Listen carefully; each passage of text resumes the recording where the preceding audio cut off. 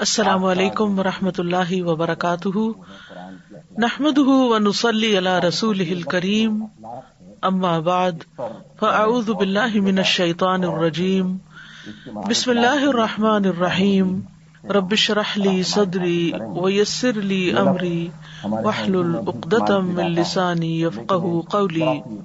ووضع الكتاب فترى المجرمين مشفقين مما فيه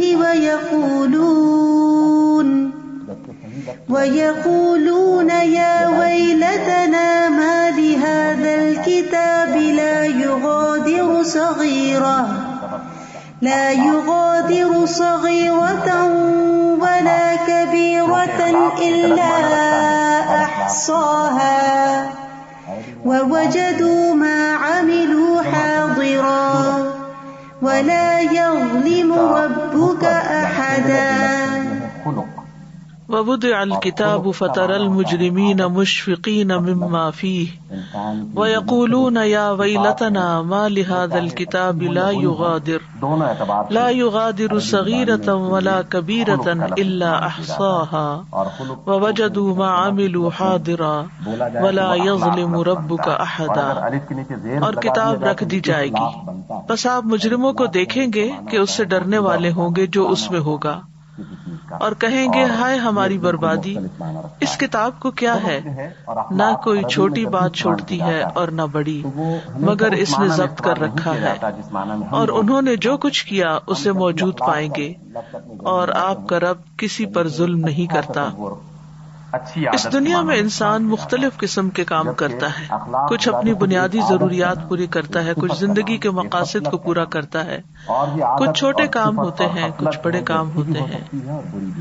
روزمرہ زندگی میں انسان کھاتا پیتا ہے، گھر بناتا ہے، شادی کرتا ہے، مال کمانے کے مختلف طریقے اختیار کرتا ہے۔ اسی طرح دین کے معاملے میں جو چاہتا ہے اختیار کرتا ہے، جو چاہتا ہے چھوڑ دیتا ہے یا رد کر دیتا ہے۔ پھر اپنی سوچ کے معاملے میں اپنے خیالات کے بارے میں جو چاہتا ہے سوچتا ہے، جو چاہتا ہے بولتا ہے، اور یہ بھول جاتا ہے کہ جو کچھ وہ اس دنیا میں کر رہا ہے اس کا ریکارڈ بھی تیار ہو رہا ہے، وہ سب کچھ لکھا بھی جا رہا ہے۔ یاد رہے کہ جو کچھ انسان کو یہاں ملا ہے وہ امتحان کے لیے ہے، وقتی طور پر ہے، اور ان سب نعمتوں کا جو دنیا میں اسے ملی ہیں ان کا ایک دن حساب ہوگا، اس سے پوچھ گچھ ہوگی کہ ان کو کس کام میں استعمال کیا۔ اس وقت انسان کو شدت سے احساس ہوگا کہ یا لیتنی قدمت لحیاتی، اے کاش کہ میں نے اپنی زندگی کے لیے کچھ آگے بھیجا ہوتا، کیونکہ زندگی تو اب شروع ہوئی ہے۔ اس دنیا کی زندگی میں جو کچھ دنیا کی ترقی کے لیے کیا ہوگا وہ پیچھے چھوڑ دیا، اور نامہ اعمال میں وہ سب کچھ درج ہوگا، اس کے سامنے ہوگا۔ انسان بے قرار ہو کر پکار اٹھے گا، یہ کیسی کتاب ہے جس نے نہ کوئی چھوٹی بات چھوڑی نہ کوئی بڑی، مگر اسے شمار کر رکھا ہے۔ تو آئیے دیکھتے ہیں کہ یہ کیسی کتاب ہے۔ یہ کتاب زندگی ہے جسے نامہ اعمال کہا جاتا ہے۔ تو ہمارا آج کا موضوع ہے کہ نامہ اعمال کیا ہے۔ ارشاد باری تعالیٰ ہے ووضع الکتاب، اور کتاب رکھ دی جائے گی۔ کون سی کتاب؟ کتاب زندگی، یعنی دنیا کی زندگی میں انسان نے جو کچھ بھی کیا ہوگا اس کا نامہ اعمال جو بھی فرشتوں نے تیار کیا ہوگا انسان کے دائیں یا بائیں ہاتھ میں رکھ دیا جائے گا، دے دیا جائے گا۔ فَتَرَى الْمُجْرِمِينَ مُشْفِقِينَ، تو آپ مجرموں کو دیکھیں گے کہ ڈر رہے ہوں گے، یعنی نافرمان سرکش لوگ اس کو ڈرتے ہوئے دیکھیں گے، کیونکہ انہیں معلوم ہو جائے گا، وہ اپنے جرائم دیکھ لیں گے جو انہوں نے آگے بھیجے ہوں گے۔ وَيَقُولُونَ يَا وَيْلَتَنَا مَا لِهَذَا الْكِتَابِ، اور وہ کہیں گے ہائے بربادی ہماری، ہائے افسوس ہم پر، کیا ہو گیا ہے اس کتاب کو؟ یعنی جب اس کا معائنہ کریں گے تو بول اٹھیں گے ہائے ہماری ہلاکت، اس کتاب کو کیا ہے۔ لا يغادر صغیرۃ ولا کبیرۃ الا احصاها، کہ ہماری کوئی چھوٹی بڑی چیز، کوئی بھی کام ہمارا اس نے نہیں چھوڑا، سب کا سب یہاں درج ہے۔ ووجدوا ما عملوا حاضرا، اور دنیا میں جو کچھ انہوں نے عمل کیے ہوں گے وہ سب وہاں موجود پائیں گے۔ ولا یظلم ربک احدا، اور تیرا رب کسی پر بھی ظلم نہیں کرے گا. یعنی فرشتوں نے بندوں کا نامہ اعمال جو لکھا ہوگا وہی دیا جائے گا بندوں کو، کچھ کے دائیں ہاتھ میں کچھ کے بائیں ہاتھ میں، اور جزا بھی اسی کے مطابق دی جائے گی. عمر رضی اللہ عنہ نے ابی بن کعب سے کہا، ہمیں آخرت کے بارے میں کوئی حدیث سنائیں. قیامت کے دن لوح محفوظ اٹھا لی جائے گی اور مخلوق میں سے ہر ایک اپنے عمل کی طرف دیکھ رہا ہوگا. پھر وہ صحیفے لائے جائیں گے جن میں بندوں کے اعمال ہوں گے، اور وہ عرش کے گرد بکھر جائیں گے. اور اسی کے بارے میں فرمایا وَوُضِعَ الْكِتَابُ فَتَرَى الْمُجْرِمِينَ. تو بات یہ ہے کہ انسان کو اپنا نامہ اعمال دیکھنا ہوگا، اور دیکھ کر وہ اپنے آپ کو ہی کوسے گا، اپنے خبیث اعمال کو دیکھ کر واویلا کرے گا اور پریشان ہوگا، اور پھر کتاب کے بارے میں کہے گا کہ اس کو کیا ہے. یاد رکھیے کہ ہمارے نامہ اعمال میں دو طرح کی چیزیں ہیں، دو طرح کے گناہ ہیں، ایک صغیرہ گناہ ہے اور ایک کبیرہ گناہ ہے. صغیرہ اور کبیرہ گناہوں سے مراد کیا ہے؟ ابن عباس اس کی مثال دیتے ہوئے کہتے ہیں کہ جیسے کبیرہ زور سے ہنسنا اور صغیرہ مسکرانا، یعنی یہی فرق ہے دونوں ہنسی کی قسمیں. یعنی یہ گناہ نہیں، ضروری نہیں کہ گناہ ہو، لیکن ڈفرینشیٹ اس طرح کیا جا سکتا ہے کہ ایک ہی عمل بعض اوقات بہت سنگین ہوتا ہے اور بعض اوقات اس کا چھوٹا ورژن ہوتا ہے. سعید بن جبیر کہتے ہیں کہ صغیرہ سے مراد چھوٹے گناہ میں ملوث ہونا ہے، چھونا اور بوسو کنار کرنا، اور کبیرہ سے مراد زنا ہے. کبیرہ سے پہلے صغیرہ گناہوں کا ذکر ہے. ما لہذا الکتاب لا یغادر صغیرۃ ولا کبیرۃ. اور فضیل بن عیاض جو تھے وہ جب یہ آیت پڑھتے تھے تو کہتے تھے ہائے افسوس کہ لوگ اللہ کی بارگاہ میں کبیرہ گناہوں سے پہلے صغیرہ گناہوں کے بارے میں چیختے ہوئے شکایت کریں گے. اور پھر یہاں پر احصاء کا لفظ استعمال ہوا ہے.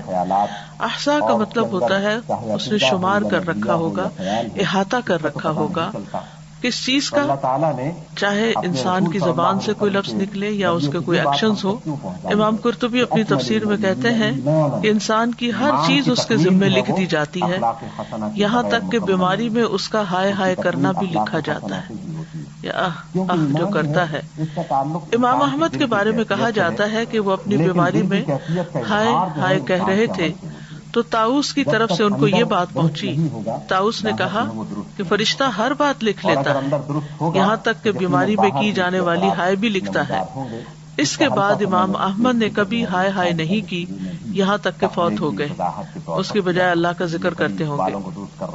قتادہ کہتے ہیں کہ لوگوں کو نامہ اعمال سے یہ شکایت ہوگی کہ اس نے ہر چیز کو ریکارڈ کر دیا ہے. کوئی یہ نہیں کہے گا کہ ہم پر ظلم ہوا ہے، یہ کیوں لکھا گیا. اس پر ان کو اعتراض نہیں ہوگا کہ یہ کیوں لکھا گیا، ان کو پریشانی اس بات کی ہوگی کہ ہر ہی چیز لکھی گئی، سبھی کچھ لکھا گیا. اور پھر یہ ہے کہ وہ اپنے سامنے اس کو پائیں گے، تو کسی پر بھی ظلم نہ ہوگا، نہ نیک لوگوں پر ظلم ہوگا اور نہ گناہ گاروں پر ظلم ہوگا.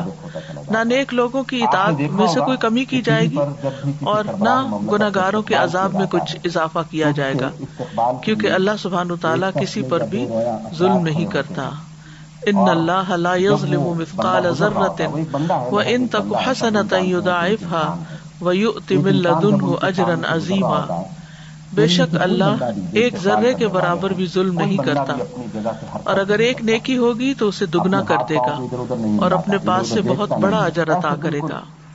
سورۃ الانبیاء میں آتا ہے وَنَضَعُ الْمَوَازِينَ الْقِسْطَ لِيَوْمِ الْقِيَامَةِ فَلَا تُظْلَمُ نَفْسٌ شَيْئًا وَإِنْ كَانَ مِثْقَالَ حَبَّةٍ مِّنْ خَرْدَلٍ أَتَيْنَا بِهَا وَكَفَىٰ بِنَا حَاسِبِينَ. اور ہم قیامت کے دن ایسے ترازو رکھیں گے جو عین انصاف ہوں گے، پھر کسی شخص پر کچھ بھی ظلم نہ کیا جائے گا، اور اگر رائی کے ایک دانے کے برابر عمل ہوگا تو ہم اسے بھی لے آئیں گے، اور ہم حساب لینے والے کافی ہیں. عبداللہ بن انیس کہتے ہیں کہ انہوں نے نبی صلی اللہ علیہ وسلم کو فرماتے ہوئے سنا کہ اللہ قیامت کے دن بندوں کو اکٹھا کرے گا، یا یہ فرمایا کہ لوگوں کو برہنہ جسم بے ختنہ بے زر پر جمع فرمائے گا، وہ کہتے ہیں کہ ہم نے کہا کہ بہمن کا کیا معنی ہے، یعنی جو اس حدیث میں لفظ استعمال ہوا ہے. آپ نے فرمایا کہ ان کے پاس کچھ بھی نہ ہوگا، یعنی سوائے اعمال نامے کے اب ان کے پاس کوئی چیز نہیں ہوگی. پھر اللہ انہیں ایسی آواز میں پکارے گا کہ اس کو دور والا اس طرح سنے گا جیسے کہ قریب والا سن رہا ہو. فرمائے گا میں دیان. دیان کا معنی ہوتا ہے زبردست اور خیر و شر کا بدلہ لینے والا. میں دیان ہوں، میں بادشاہ ہوں. کسی جہنم والے کو حق نہیں کہ وہ جہنم میں داخل ہو اور اس کا کسی جنتی کے پاس حق ہو، یہاں تک کہ میں اسے اس سے بدلہ دلوا دوں. اور کسی جنتی کو جنت میں داخل ہونے کا حق نہیں، اور یہ کہ اس کا کسی جہنمی کے پاس حق ہو، یہاں تک کہ میں اس سے اس کا بدلہ دلوا دوں، اگرچہ وہ ایک تمانچہ ہی کیوں نہ ہو، ایک تھپڑ ہی کیوں نہ ہو. وہ کہتے ہیں ہم نے کہا یہ کس طرح ہوگا جبکہ ہم برہنہ جسم بے ختنہ اور بے زروں پر آئیں گے. آپ نے فرمایا نیکیوں اور برائیوں کا معاملہ اور تبادلہ ہوگا، یعنی کسی سے اس کا مال نہیں لیا جائے گا کیونکہ مال تو ہوگا ہی نہیں، تو نیکیاں اعمال نامے ہی ایکسچینج ہو جائیں گے. جس کے اوپر کسی نے ظلم کیا ہوگا اس کی نیکیاں مظلوم کو مل جائیں گی. تو یہ نامہ اعمال دراصل ہے کیا؟ یہ وہ نامہ اعمال ہے جو فرشتے لکھتے ہیں بنی آدم کے تمام اعمال، خیر کے بھی اور شر کے بھی. ان نامہ اعمال کو تیار کرنے کے لیے فرشتے مقرر کیے گئے ہیں جن کو کرام کاتبین کہا جاتا ہے. قرآن مجید میں آتا ہے سورۃ قاف میں وَلَقَدْ خَلَقْنَا الْإِنسَانَ وَنَعْلَمُ مَا تُوَسْوِسُ بِهِ نَفْسُهُ وَنَحْنُ أَقْرَبُ إِلَيْهِ مِنْ حَبْلِ الْوَرِيدِ إِذْ يَتَلَقَّى الْمُتَلَقِّيَانِ عَنِ الْيَمِينِ وَعَنِ الشِّمَالِ قَعِيدٌ مَا يَلْفِظُ مِنْ قَوْلٍ إِلَّا لَدَيْهِ رَقِيبٌ عَتِيدٌ.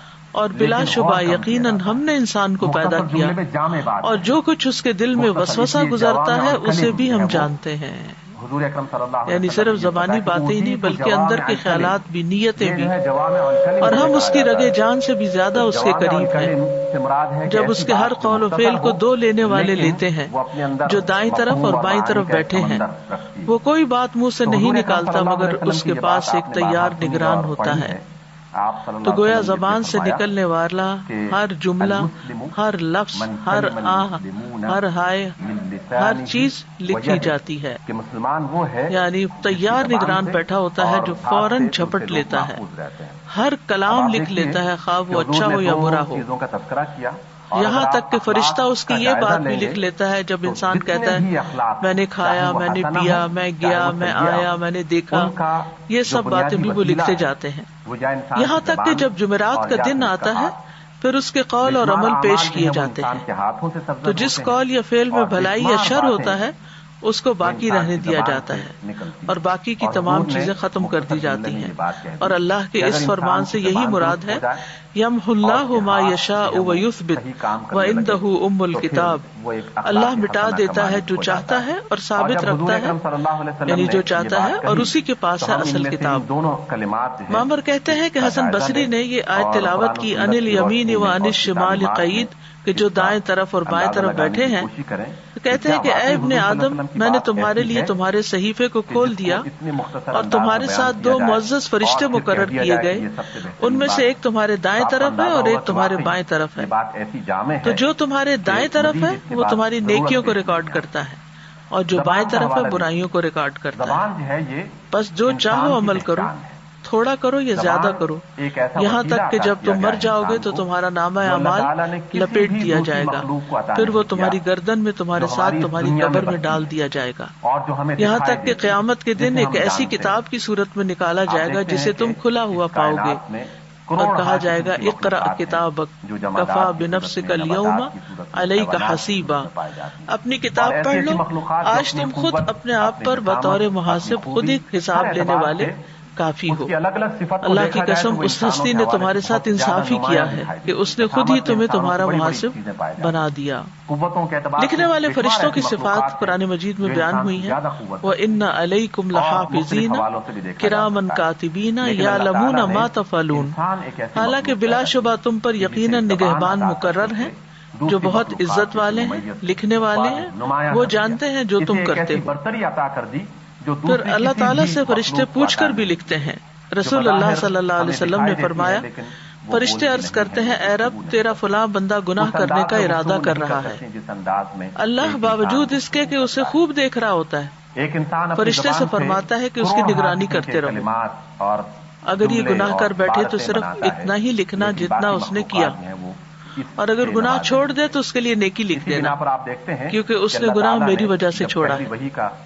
بائیں فرشتے کی ایک خاص ذمہ داری ہے. رسول اللہ صلی اللہ علیہ وسلم نے فرمایا بے شک بائیں طرف والا فرشتہ 6 گھڑیاں مسلمان گناہگار بندے سے اپنا قلم اٹھائے رکھتا ہے، یعنی گناہ کرنے کے بعد بھی وہ 6 گھڑیاں قلم اٹھائے رکھتا ہے. پھر اگر وہ شرمندہ ہو اور اللہ سے اس گناہ سے استغفار کر لے تو وہ قلم رکھ دیتا ہے، لکھتا نہیں، ورنہ ایک گناہ لکھ دیتا ہے. اسی طرح جو لوگ سو رہے ہوں، نابالغ بچے، مجنون اور پاگل، جب تک کہ انہیں ہوش نہ آ جائے، ان سب سے بھی قلم اٹھا لیا گیا ہے. ان کے اعمال نامے نہیں لکھے جاتے کیونکہ ان کو تو کچھ سمجھ ہی نہیں. تو نامہ اعمال کس لیے لکھے جائیں گے؟ تاکہ وہ انسان پر گواہ بن سکیں. رسول اللہ صلی اللہ علیہ وسلم نے فرمایا بے شک اللہ تعالیٰ فرماتے ہیں اے میرے بندو یہ تمہارے اعمال ہیں کہ جنہیں میں تمہارے لیے شمار کر رہا ہوں، پھر میں تمہیں ان کا پورا پورا بدلہ دوں گا. تو جو آدمی بہتر بدلہ پائے وہ اللہ کا شکر ادا کرے، اور جو بہتر بدلہ نہ پائے تو وہ اپنے ہی نفس کو ملامت کرے. یعنی خود انسان کے لیے یہ سب کچھ لکھوایا جا رہا ہے تاکہ کل کو انسان انکار نہ کر سکے کہ میں نے تو یہ کیا ہی نہیں تھا. ذرہ برابر خیر و شر بھی نامہ اعمال میں محفوظ کر لیا جاتا ہے. سورۃ الزلزلہ میں آتا ہے فَمَن يَعْمَلْ مِثْقَالَ ذَرَّةٍ خَيْرًا يَرَهُ وَمَن يَعْمَلْ مِثْقَالَ ذَرَّةٍ شَرًّا يَرَهُ.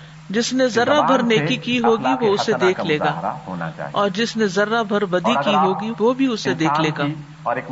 نیکیاں اور گناہ دونوں لکھے جائیں گے. ابن عباس سے روایت ہے کہ رسول اللہ صلی اللہ علیہ وسلم اپنے رب تبارک و تعالیٰ سے روایت کرتے ہوئے فرماتے ہیں کہ بے شک اللہ نے نیکیاں اور برائیاں لکھی پھر ان کو بیان فرمایا. بس جس نے کسی نیکی کا ارادہ کیا لیکن اس پر عمل نہ کر سکا، اللہ نے اس کے لیے اپنے پاس ایک مکمل نیکی کا بدلہ لکھا. اگر اس نے ارادے کے بعد عمل بھی کر لیا تو اللہ تعالیٰ نے اپنے پاس اس کے لیے 10 نیکیوں سے لے کر 700 تک بلکہ اس سے بھی زیادہ لکھا. اور جس نے کسی برائی کا ارادہ کیا پھر اس پر عمل نہیں کیا تو اللہ نے اس کے لیے اپنے پاس ایک مکمل نیکی لکھی. اور اگر اس نے ارادے کے بعد اس پر عمل بھی کر لیا تو اللہ نے اس کے لیے صرف ایک برائی لکھی. اسی طرح بیماری یا سفر کی وجہ سے اگر کوئی شخص کوئی کام نہیں کر سکتا تو وہ اس کے لیے لکھ دیا جاتا ہے. یعنی اگر نہیں بھی کر پا رہا تو بھی جو صحت کی حالت میں اور گھر میں رہتے ہوئے وہ کرتا تھا، وہ سفر کی حالت میں بھی وہ سارے اعمال اس کے نامہ اعمال میں لکھے چلے جاتے ہیں. رسول اللہ صلی اللہ علیہ وسلم نے فرمایا جب کوئی بندہ بیمار ہوتا ہے یا سفر میں جاتا ہے تو اس کے وہ تمام اعمال لکھ دیے جاتے ہیں جو وہ حالت قیام اور زمانہ تندرستی میں کیا کرتا تھا. رسول اللہ صلی اللہ علیہ وسلم نے یہ بھی فرمایا کہ جب مسلمان آدمی بیمار ہوتا ہے تو اللہ تعالیٰ اعمال لکھنے والے فرشتوں سے کہتے ہیں کہ یہ بندہ اپنی صحت مندی میں جو بہترین اعمال کرتا تھا ان کے مطابق اس کا اجر و ثواب لکھتے جاؤ یہاں تک کہ میں اسے شفا عطا کر دوں. تو اس لیے بندہ مومن کے لیے تو بیماری بھی ایک رحمت ہے کہ اس کو بیماری پر صبر کرنے کا، تکلیف اٹھانے کا بھی اجر ملتا ہے اور اس کے ساتھ ساتھ اس کے نامہ اعمال میں نیکیاں بھی لکھی جاتی ہیں. اسی طرح جو شخص اچھی نیت رکھتا اور پھر کام نہیں کر سکتا تو اس کی نیت کی وجہ سے بھی اس کو اجر ملتا ہے. تہجد کے لیے اگر کوئی نیت کر کے سوئے لیکن اس کی آنکھ ہی نہیں کھلی اور وہ تہجد اس کے رہ گئے تو پھر بھی نہ اٹھ سکنے کے باوجود اس کی نیت کی بنا پر اس کو ثواب مل جاتا ہے اور اس کی نیند اس کے رب کی طرف سے اس پر صدقہ ہوتی ہے. پھر اگر کوئی معقول عذر ہو، کوئی وجہ ہو اور اس وجہ سے انسان نیک عمل نہ کر سکے تو اس پر بھی اجر لکھا جاتا ہے. جیسے سورۃ التوبہ میں آتا ہے وَلَا يَطَعُونَ مَوْطِئًا يَغِيظُ الْكُفَّارَ وَلَا يَنَالُونَ مِنْ عَدُوٍّ نَيْلًا إِلَّا كُتِبَ لَهُمْ بِهِ عَمَلٌ صَالِحٌ إِنَّ اللَّهَ لَا يُضِيعُ أَجْرَ الْمُحْسِنِينَ. اور نہ کسی ایسی جگہ پر قدم رکھتے ہیں جو کافروں کو غصہ دلائے اور نہ کسی دشمن سے کوئی کامیابی حاصل کرتے ہیں مگر اس کے بدلے ان کے لیے ایک نیک عمل لکھ دیا جاتا ہے. یقیناً اللہ نیکی کرنے والوں کا اجر ضائع نہیں کرتا. یہ ان لوگوں کے بارے میں آیت اتری تھی جو جنگ تبوک سے پیچھے رہ گئے تھے کیونکہ ان کے پاس سواریاں نہیں تھی، وہ ساتھ نہیں جا سکتے تھے. تو ان کے بارے میں کہا گیا کہ جہاں جہاں بھی لشکر جا رہا ہے یہ ان کے ساتھ ہے اور ان کے لیے بھی نیک عمل لکھا جا رہا ہے کیونکہ ان کا سچا ارادہ تھا جانے کا. اسی طرح مسجد کی طرف جانے والے قدم بھی لکھے جاتے ہیں. بنو سلمہ کے لوگ مدینہ کے کونے میں مسجد سے دور رہتے تھے. انہوں نے مسجد کے قریب منتقل ہونے کا ارادہ کیا تو یہ آیت نازل ہوئی انا نحن نحیی الموتى ونکتب ما قدموا وآثارهم. بے شک ہم ہی زندہ کریں گے مردوں کو اور ہم لکھ رہے ہیں جو انہوں نے آگے بھیجا اور ان کے آثار بھی. تو رسول اللہ صلی اللہ علیہ وسلم نے فرمایا بے شک تمہارے نشانات قدم لکھے جا رہے ہیں. یعنی انسان اپنے پاؤں سے چل کر جس زمین پر بھی جاتا ہے وہ زمین بھی گواہ بنے گی اور وہ قدم اگر نیکی کے کام میں ہے تو ثواب کے طور پہ لکھے جائیں گے اور اگر کسی برے کام سے اور برے ارادے سے انسان نکلا ہے یا اٹھا اپنی جگہ سے تو وہ قدم اس کے برائی کے خانے میں لکھے جائیں گے. اسی طرح طواف میں اٹھائے گئے قدم وہ بھی لکھے جاتے ہیں. رسول اللہ صلی اللہ علیہ وسلم نے فرمایا جو شخص گن کر طواف کے 7 چکر لگائے اور 2 رکعت نماز پڑھے تو یہ ایک غلام آزاد کرنے کے برابر ہے یعنی ثواب ہے. اور جو شخص ایک قدم بھی اٹھاتا یا رکھتا ہے یعنی ایک اٹھاتا ہے ایک رکھتا ہے ایک اٹھاتا ہے ایک رکھتا ہے تو ہر قدم پر اس کے لیے 10 نیکیاں لکھی جاتی ہیں اور اس سے 10 گناہ مٹائے جاتے ہیں اور اس سے 10 درجات بلند کیے جاتے ہیں. اس سے انسان اندازہ کر سکتا ہے کہ کتنا زیادہ اجر و ثواب ہے. پھر حاجی کی سواری کے قدم لکھے جاتے ہیں. نبی صلی اللہ علیہ وسلم نے فرمایا جب تم اپنے گھر سے بیت الحرام کے ارادے سے نکلتے ہو تو تمہاری اونٹنی کوئی قدم نہیں رکھتی اور نہ اسے اٹھاتی ہے مگر اللہ تعالیٰ اس کے ساتھ تمہارے لیے ایک نیکی لکھ دیتا ہے اور تم سے ایک گناہ مٹا دیتا ہے. یعنی حاجی سفر پر ہی نکلتا ہے اپنا ایک قدم اٹھاتا ہے سواری پر بیٹھتا ہے تو بظاہر تو یہ انسان کہتے ہیں کہ میرا پتہ نہیں کیا ثواب ہے کیا نہیں میں تو سواری پر بیٹھا ہوں لیکن اس کا بھی ادھر بتا دیا گیا کہ اگر وہ اللہ کے کام کے لیے نکلتا ہے بیت الحرام کی طرف نکلتا ہے تو جو قدم سواری اٹھاتی ہے اس ہر قدم کے لیے نیکی لکھی جاتی ہے. پھر اسی طرح سلام کرنا اور سلام کا جواب دیا جانا اس میں بھی انسان کے لیے نیکیاں لکھی جاتی ہیں. اور اب جب سہل بن حنیف کہتے ہیں کہ رسول اللہ صلی اللہ علیہ وسلم نے فرمایا جس نے السلام علیکم کہا اس کے لیے 10 نیکیاں لکھی جائیں گی.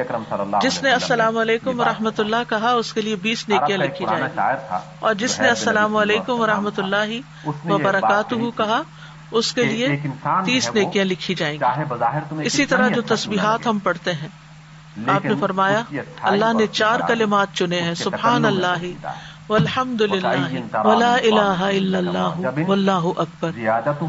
جس نے سبحان اللہ کہا اس کے لیے 20 نیکیاں اور 20 برائیاں مٹا دی جاتی ہیں. جس نے اللہ اکبر کہا اس کے لیے بھی اسی طرح اور جس نے لا الہ الا اللہ کہا اس کے لیے بھی اسی طرح الحمدللہ کا اس کے لیے بھی یعنی 4 کلمات پہ ہر کلمہ کہنے پر یہ نیکیاں لکھی جاتی ہیں اور ساتھ برائیاں بھی مٹائی جاتی ہیں. اسی طرح گھر والوں پہ خرچ کرنے اور مریض کی عیادت کرنے کا ثواب بھی لکھا جاتا ہے. رسول اللہ صلی اللہ علیہ وسلم نے فرمایا جو شخص اللہ کی راہ میں اپنی زائد چیز خرچ کر دے تو اس کا ثواب 700 گنا تک ہوگا.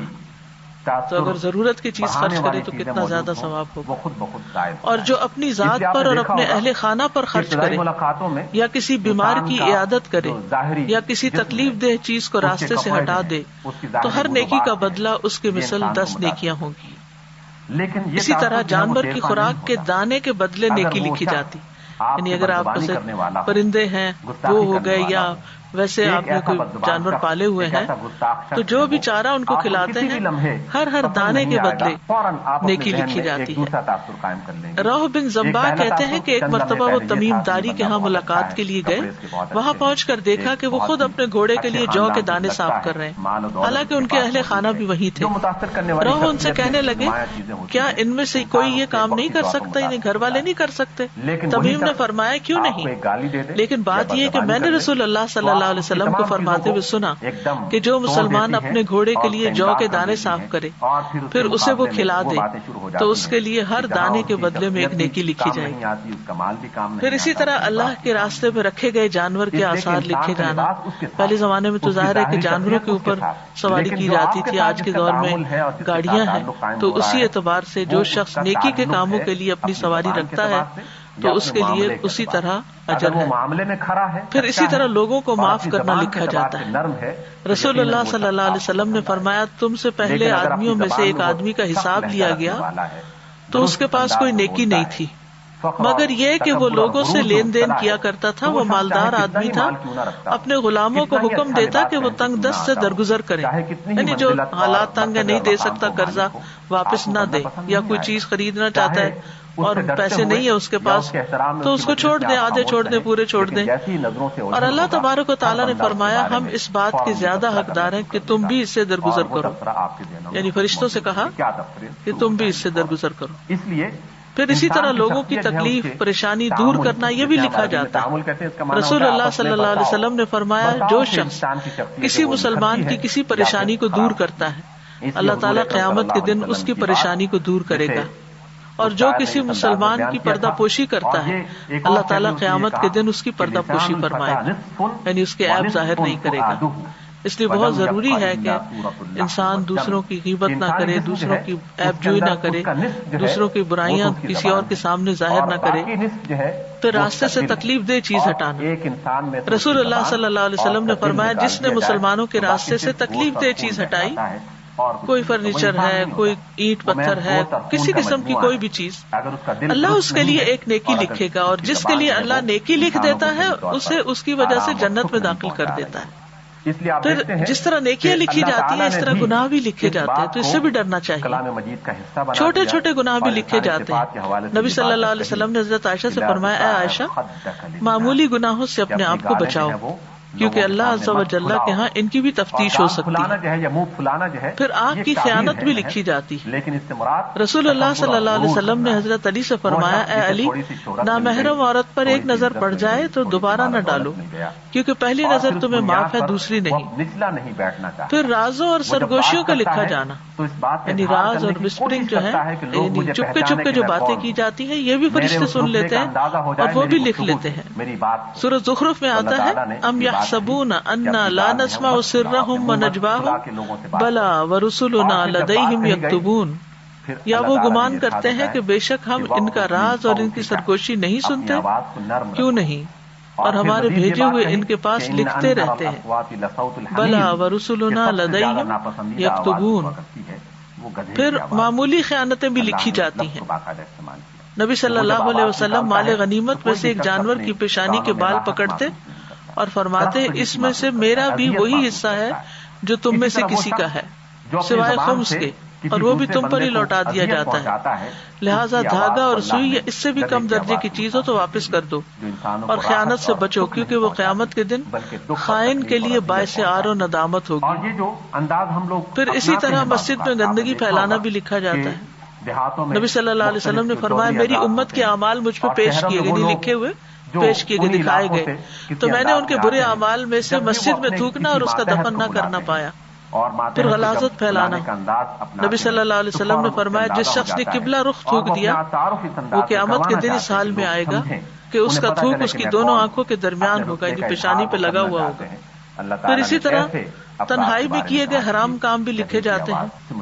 قیامت کے دن نامہ اعمال کس طرح پیش ہوگا اس کے بارے میں ہے کہ سب سے پہلے لوگ قبروں سے اٹھائے جائیں گے. جب سور پھونکا جائے گا تو لوگ قبروں سے اٹھ کر حشر کے میدان میں پہنچنا شروع کر دیں گے. وَنُفِخَ فِي الصُّورِ فَإِذَا هُم مِّنَ الْأَجْدَاثِ إِلَىٰ رَبِّهِمْ يَنْسِلُونَ.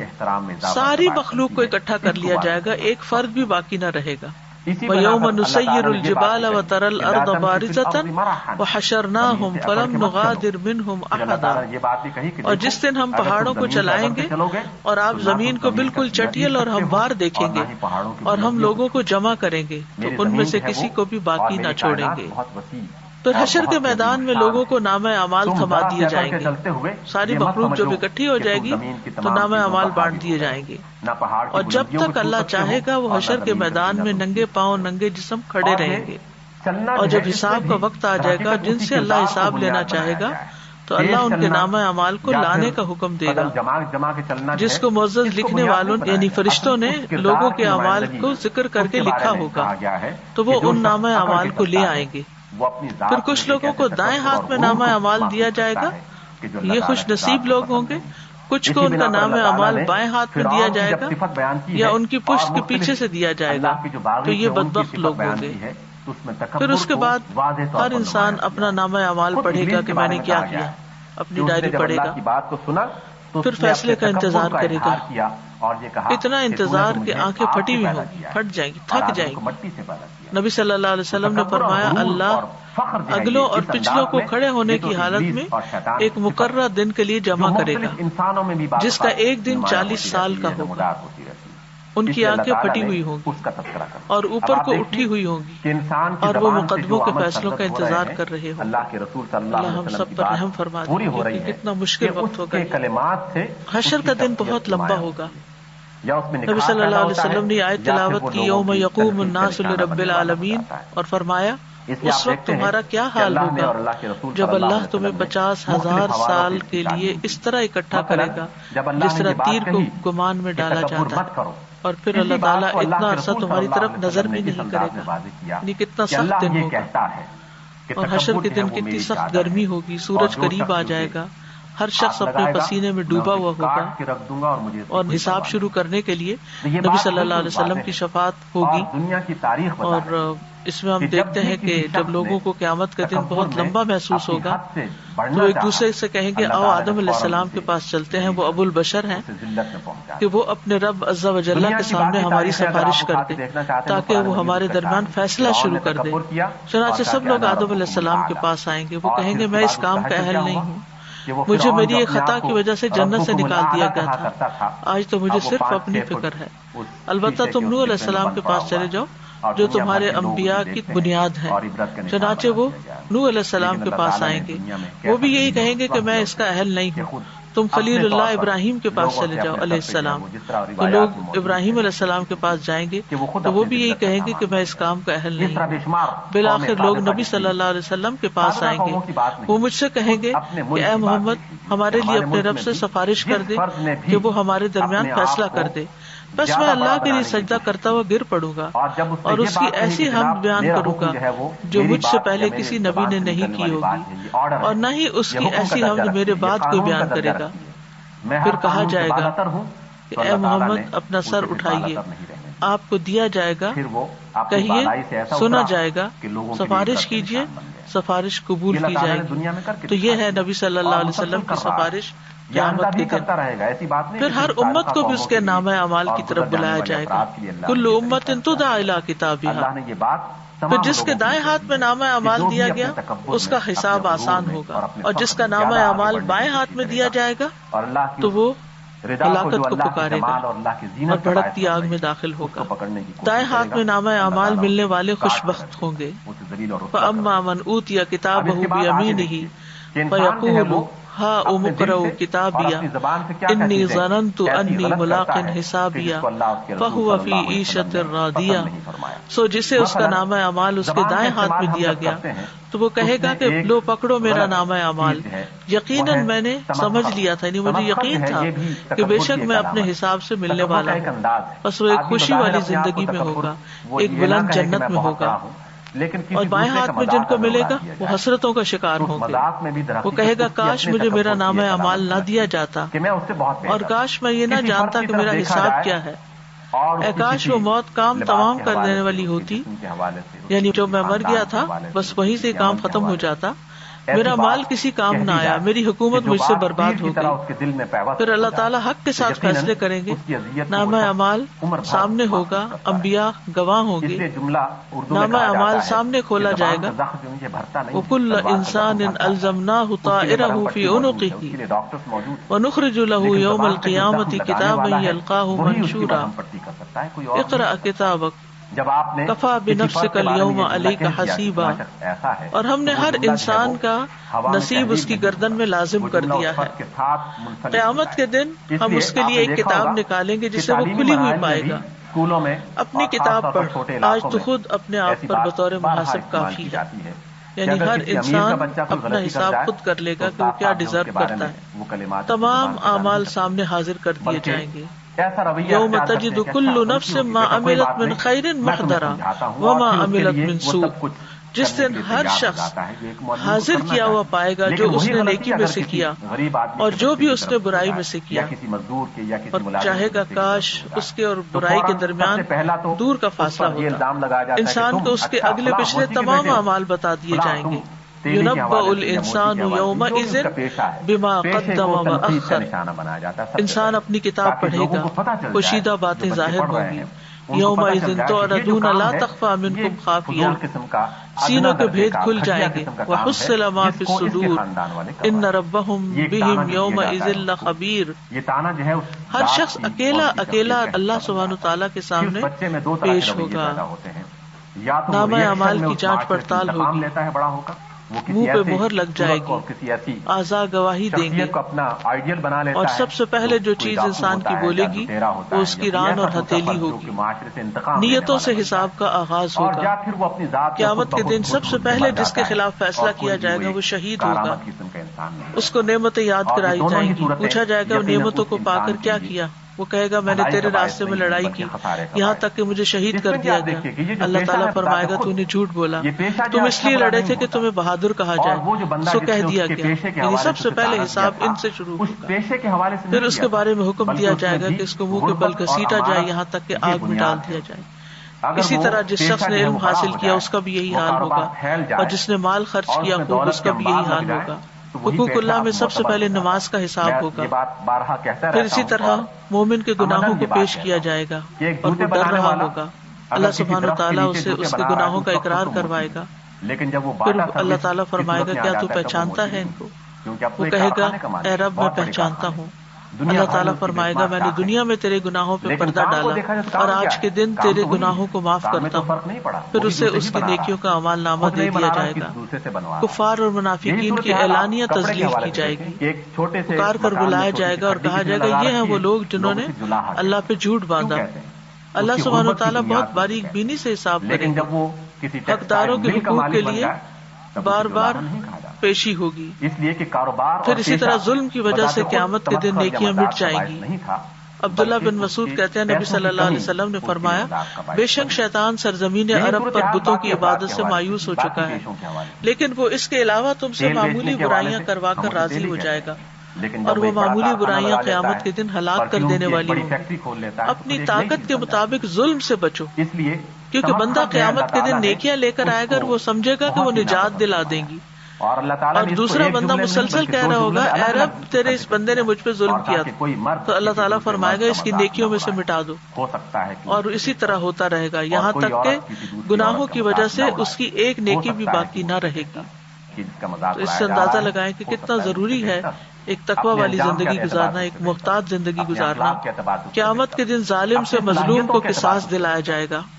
وہ شخص جس کے پاس ڈھیروں نیکیاں ہوں گی لیکن اس نے ساتھ دوسروں کو تکلیف دی ہوگی، کسی کو گالی دی ہوگی، کسی پہ تہمت لگائی ہوگی، کسی کا مال کھایا ہوگا، کسی کا خون بہایا ہوگا، کسی کو مارا ہوگا، تو ان سب لوگوں کو اس آدمی کی نیکیاں دے دی جائیں گی، اور اگر اس کی نیکیاں ان کے حقوق کی ادائیگی سے پہلے ہی ختم ہو گئی تو ان لوگوں کے گناہ اس آدمی پر ڈال دیے جائیں گے، پھر اس آدمی کو آگ میں ڈال دیا جائے گا۔ پھر اسی طرح اعمال کو تولا جائے گا، یعنی پیش ہونے کے بعد پھر اعمال تولے جائیں گے۔ عبداللہ بن قیس کہتے ہیں لوگوں کو قیامت کے دن 3 مرتبہ پیش کیا جائے گا۔ پہلی 2 مرتبہ پیش ہونے میں بحث و مباحثہ ہوگا اور عذر پیش کیے جائیں گے، اور جہاں تک تیسری مرتبہ کا پیش ہونا ہے تو اس وقت لوگوں کے ہاتھوں میں نامہ اعمال پہنچ جائے گا۔ کچھ لوگ اپنا نامہ اعمال دائیں ہاتھ میں لیں گے اور کچھ بائیں ہاتھ میں لیں گے۔ انصاف کے ترازو رکھ دیے جائیں گے، کسی پر کوئی ظلم نہ کیا جائے گا۔ قیامت کے دن اتنے بڑے ترازو رکھے جائیں گے کہ ان میں آسمان اور زمین کا بھی وزن کیا جا سکے، ہر چھوٹی بڑی بات کا وزن کیا جائے گا، بندوں کو بھی تولا جائے گا۔ اللہ کے نیک بندوں کا وزن کہیں زیادہ ہوگا۔ ابن مسعود سے روایت ہے کہ ایک مرتبہ وہ پیلو کی مسواک چن رہے تھے، ان کی پنڈلیاں پتلی تھی، جب ہوا چلتی تو وہ لڑکھڑانے لگتے، لوگ یہ دیکھ کر ہنسنے لگے، تو آپ نے پوچھا تم کیوں ہنس رہے ہو؟ لوگوں نے کہا اللہ کے نبی ان کی پتلی پتلی پنڈلیاں دیکھ کر۔ آپ نے فرمایا اس ذات کی قسم جس کے ہاتھ میں میری جان ہے، یہ دونوں پنڈلیاں میزان میں احد پہاڑ سے بھی زیادہ بھاری ہیں۔ دنیا میں تو ہمیں وزن زیادہ ہونے کی پریشانی ہو جاتی ہے، لیکن وہاں وہ خوش قسمت ہوگا جس کا وزن نیکیوں کی وجہ سے، اچھے اعمال کی وجہ سے زیادہ ہوگا۔ جو لوگ اللہ کی آیات کا انکار کرتے ہیں، اس کی ملاقات کا انکار کرتے ہیں، انہیں ان کے نیک اعمال کا کوئی بدلہ نہیں ملے گا، ضائع ہو جائیں گے، کیونکہ ایسے لوگ ہمیشہ جہنم میں رہیں گے۔ پھر اسی طرح میزان میں بھاری اعمال کون سے ہیں؟ لا الہ الا اللہ۔ اگر آسمان و زمین اور ان کے درمیان موجود تمام چیزوں کو ترازو کے ایک پلڑے میں رکھ دیا جائے اور لا الہ الا اللہ کو دوسرے پلڑے میں، تو یہ دوسرا پلڑا جھک جائے گا۔ پھر حسن اخلاق بہترین نیکی ہے۔ نبی صلی اللہ علیہ وسلم نے فرمایا، میزان میں حسن اخلاق سے زیادہ بھاری چیز کوئی نہیں۔ پھر لمبی خاموشی، یعنی انسان بغیر ضرورت بات نہ کرے۔ آپ نے فرمایا، تم اچھے اخلاق اور طویل خاموشی کو لازم پکڑو۔ اس ذات کی قسم جس کے ہاتھ میں میری جان ہے، مخلوقات نے کوئی ایسا عمل نہیں کیا جو ان دو نیکیوں کے برابر ہو۔ کون سی دو نیکیاں؟ اچھے اخلاق اور طویل خاموشی۔ پھر اسی طرح دو کلمات ترازو میں بہت بھاری ہیں اور زبان پہ ہلکے ہیں لیکن رحمان کو بہت عزیز ہیں۔ سبحان اللہ العظیم، سبحان اللہ و بحمدہ۔ پھر میزان کو آدھا بھر دینے والا عمل کیا ہے؟ ایک دفعہ سبحان اللہ کہنا۔ میزان کو پورا بھرنے والا عمل الحمدللہ ہے۔ سبحان اللہ نصف میزان بھرتا ہے اور الحمدللہ پورا۔ پھر اسی طرح نماز جنازہ ادا کرنا اور دفنانے تک ساتھ رہنا، یہ احد پہاڑ سے زیادہ وزنی عمل ہے۔ اسی طرح اولاد کی وفات پر ماں باپ کا صبر ہو تو وہ بھی میزان میں بہت بھاری ہے، اور ہمیں اس کے لیے دعائیں بھی کرنی چاہیے۔ ربنا لا تزغ قلوبنا بعد اذ ہدیتنا وہب لنا من لدنک رحمۃ